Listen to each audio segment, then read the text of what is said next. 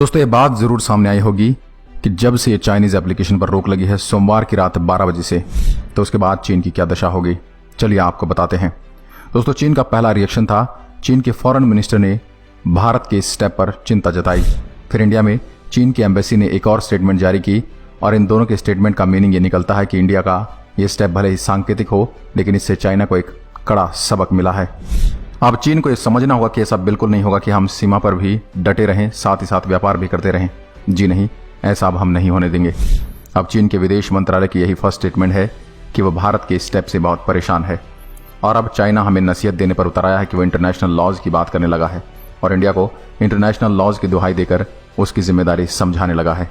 चीन बोल रहा है कि जिन ऐप्स पर रोक लगाई गई है उन ऐप्स के इंडिया में लार्ज स्केल पर यूजर्स हैं। ये ऐप्स इंडियन लॉज का पूरा पालन करते हैं। नेशनल सिक्योरिटी के जिस बेस पर इंडिया ने इन ऐप्स को बंद किया है वो बेस अपने आप में डाउटफुल है। साथ ही साथ ये वर्ल्ड ट्रेड ऑर्गेनाइजेशन के नियम का भी उल्लंघन है। चीन ने कहा कि भारत को सभी इन्वेस्टर के साथ बराबरी से पेश आना चाहिए और द्विपक्षीय संबंधों के हितों को ध्यान में रखकर अपने फैसले लेने चाहिए। चीन का यह भी कहना है कि वो कंपनी से हमेशा इंटरनेशनल रूल्स एंड रेगुलेशंस का पालन करने के लिए कहता है। साथ ही साथ विदेशों में बिजनेस करने के लिए वहाँ के कानूनों का पालन करने पर जोर देता है।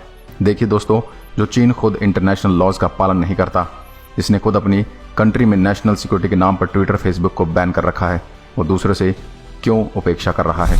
मतलब साफ है, उसे भारत का स्टेप बहुत चुभ रहा है और इसका अर्थ ये भी है कि भारत ने अपने निशाने बिल्कुल सही जगह पर लगाए हैं।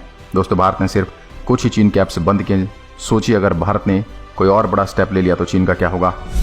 ग्लोबल टाइम्स ने अपने रिपोर्ट में बताया कि पिछले 3 सालों में चीन के इन्वेस्टर्स ने इंडिया में करीब 80,000 करोड़ रुपए का इन्वेस्टमेंट किया है, लेकिन कट्टर राष्ट्रवाद की वजह से इंडिया चाइना के इन्वेस्टर्स का यकीन तोड़ने में जुटा है।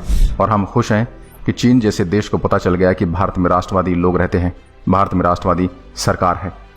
दोस्तों देखिए, ये तो बहुत छोटी सी बात है, इससे चीन का कुछ बिगड़ने वाला नहीं, लेकिन सोचिए इतने से नुकसान से ही चीन तिलमिला उठा है। अगर भारत ने इसे बड़ा कोई स्टेप ले लिया तो सोचो क्या होगा। लेकिन दोस्तों भारत में भी कुछ लोग ऐसे हैं जो चीन की चिंता करने में लगे हैं। चाइनीज एप्लीकेशन पर रोक लगाने के बाद इंडिया में खास सोच रखने वाले लोग तो इस फैसले का मजाक उड़ा रहे हैं या फिर इस तरह की बातें कर रहे हैं जिसमें चीन के लिए फिक्र ज्यादा और हिंदुस्तान के लिए फिक्र कम दिखाई देती है। सोशल मीडिया पर कुछ लोगों ने यह लिखा कि टिकटॉक ने कोरोना वायरस से लड़ाई में पीएम केयर्स फंड में 30 करोड़ रुपए का दान दिया है। अब जब टिकटॉक पर रोक लगाई गई है तो क्या ये पैसा वापस लौटाया जाएगा?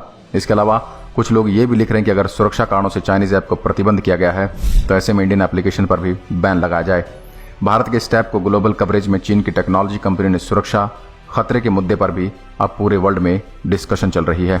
दोस्तों भारत के इस फैसले से आप क्या इत्तेफाक रखते हैं? आपकी क्या सोच है? हमें कमेंट में जरूर बताएं।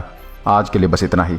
इस वीडियो को ज़्यादा से ज़्यादा शेयर करें। अगर वीडियो पसंद आए तो लाइक करिएगा और ऐसे वीडियो देखने के लिए हमारे पेज को फॉलो जरूर करें। धन्यवाद।